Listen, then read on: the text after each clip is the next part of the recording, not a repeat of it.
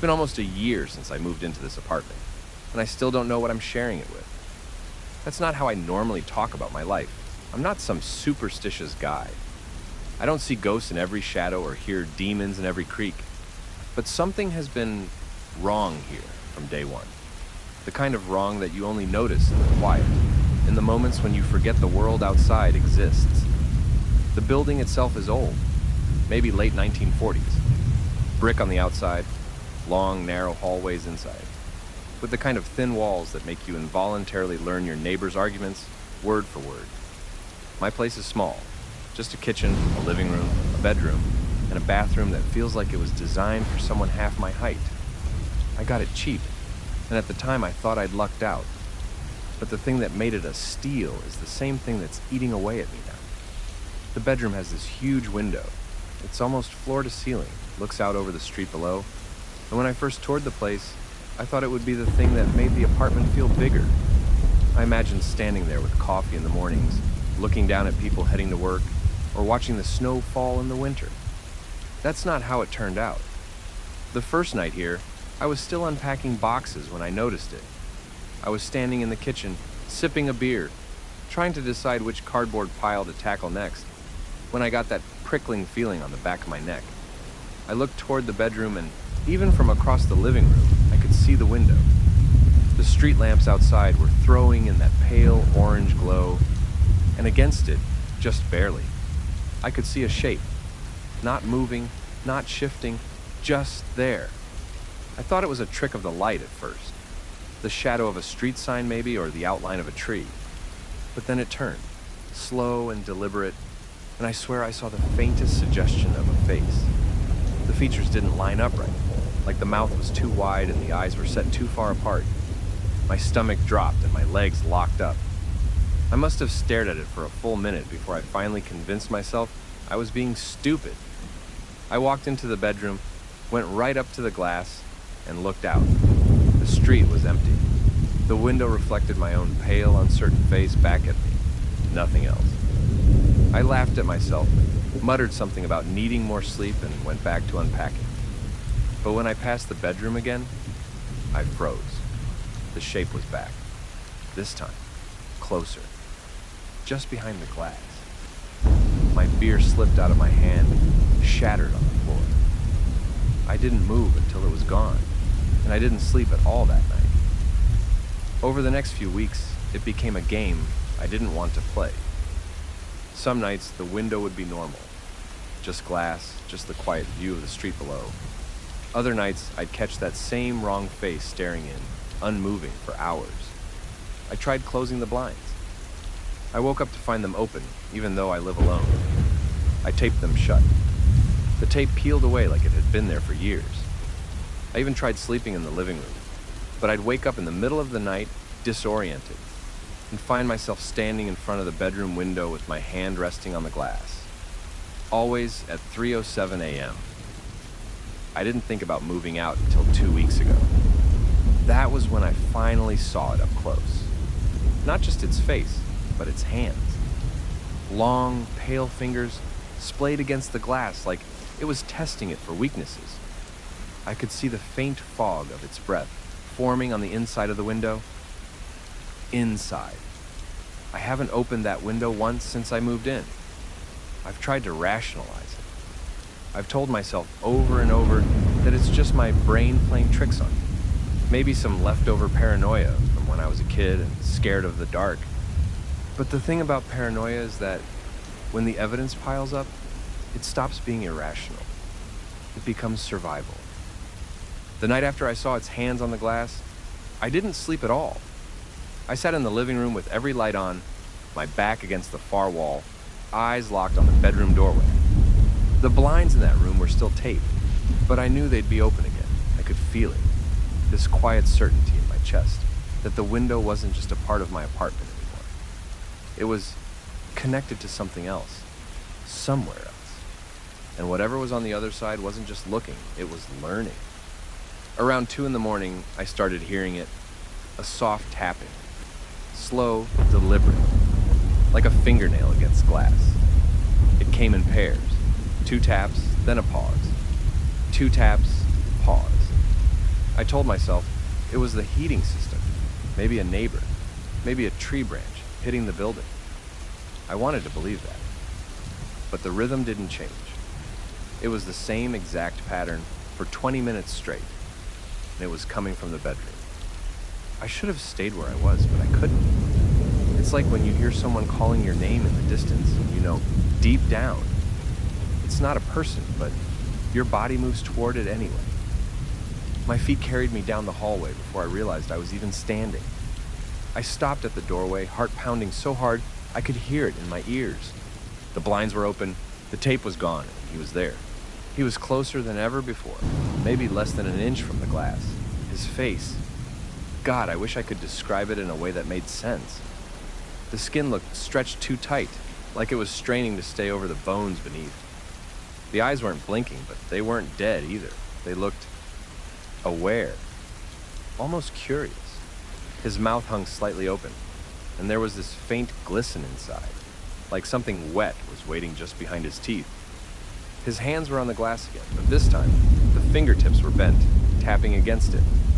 2 taps. Pause. 2 taps. Pause. I stood there frozen for, I don't know, maybe a minute, maybe an hour. The street outside was empty, but the light from the lamps didn't seem to reach him, like he was standing in his own separate darkness. Then, without breaking eye contact, he slowly tilted his head to one side. Not like a person, but like an animal trying to study something it didn't understand, and I swear, I heard him breathe my name. That was when I finally moved. I slammed the bedroom door shut and pushed my dresser against it. I didn't care that the window was on the other side of the room, not the door. I just needed something between us.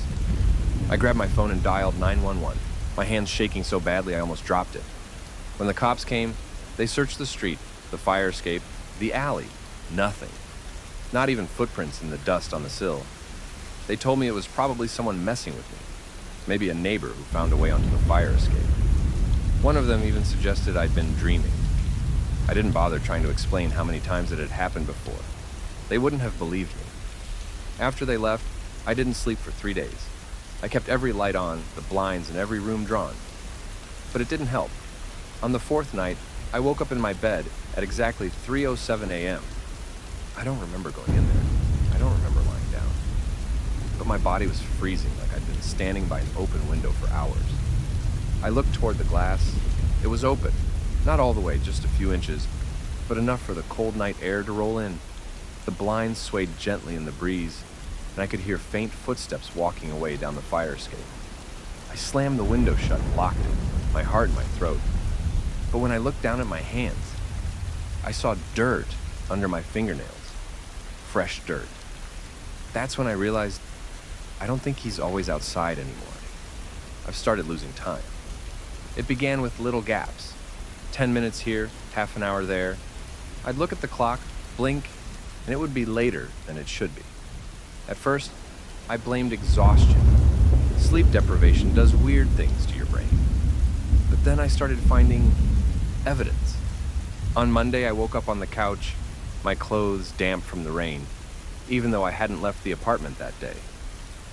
My shoes were by the door, caked in thick black mud that didn't smell like the city.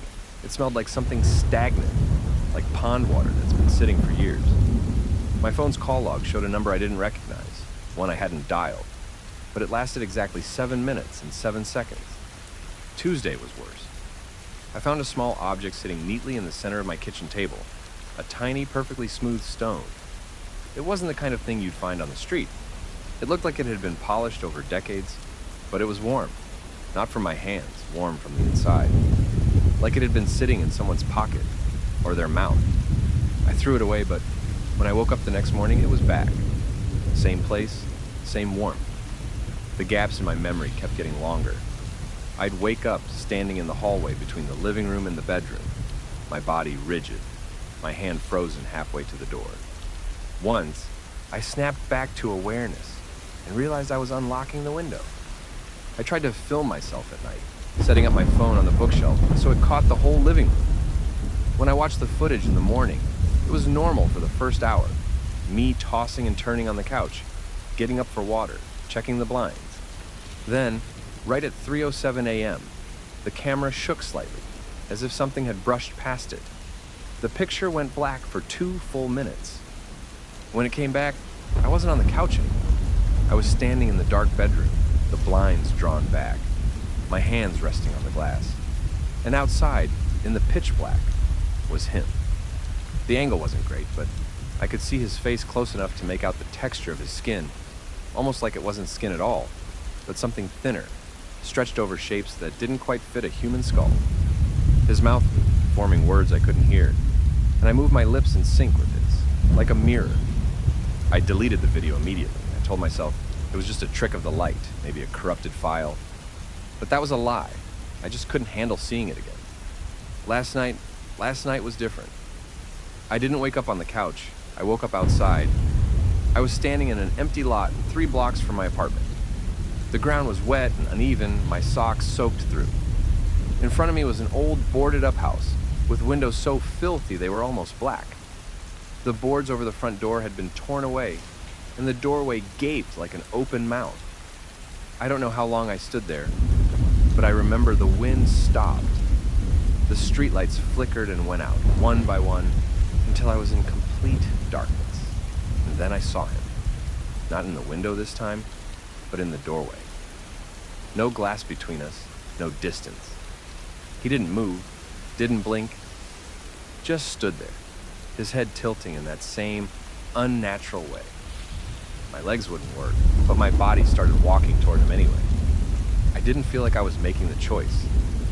The next thing I knew, I was back in my bed, my clothes dry, my feet clean. I would have convinced myself it was a dream, if not for the thing lying next to me on the pillow. It was the stone, only this time it was wet. I don't remember running back into my apartment. I don't remember slamming the door, locking it, or grabbing the kitchen knife from the drawer. My memory of that moment is just a blur of cold air, pounding footsteps, and the feeling that if I looked behind me, I'd see his face pressed against mine. I stayed there all night, sitting on the floor in the hallway outside my bedroom, too afraid to even close my eyes. I kept the lights on, knife in my lap, listening for any sound of him outside. When the sun finally rose, I went to the living room and hesitated before pulling back the curtain. The street was empty, completely empty. No black-clad man. No sign anyone had been there at all. But I knew that didn't mean he was gone. That day, I called my landlord, told him I was breaking the lease. I didn't care about penalties, I just needed out. I spent the rest of the day packing boxes, glancing toward the window every few minutes, flinching at every passing shadow. Night came faster than I expected, and with it that feeling, the heavy, suffocating awareness of being watched. I froze mid-step and looked toward the window. This time, he wasn't across the street. He wasn't on the sidewalk.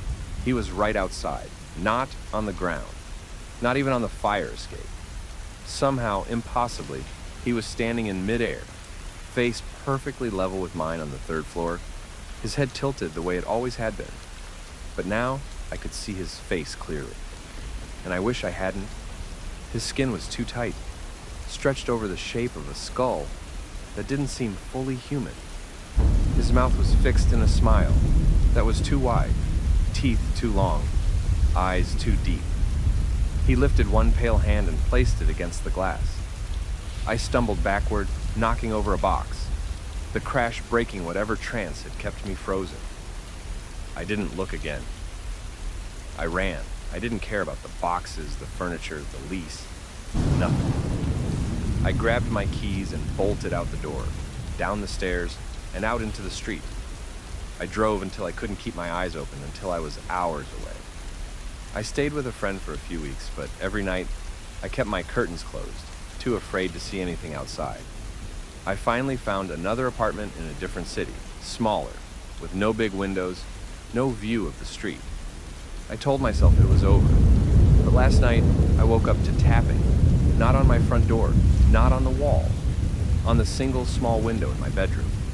I didn't want to look, but I did, and there he was, high above the ground again, smiling through the glass, waiting.